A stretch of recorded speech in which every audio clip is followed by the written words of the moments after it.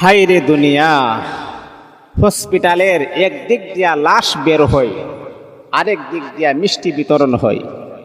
দেখেন না এমনটা?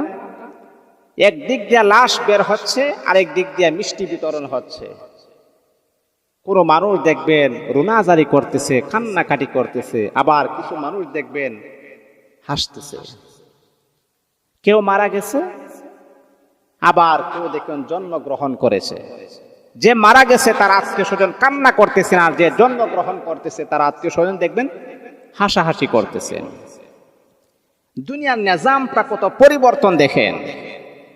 হায় রে দুনিয়া, এত মায়ার এই জিন্দেগি ছেড়ে একদিন কিন্তু আমাদের সবার কিন্তু খবরস্থ হতে হবে, কবরে যাইতে হবে, যেখানে আপন বলতে কিছুই থাকবে না, কেউ থাকবে না।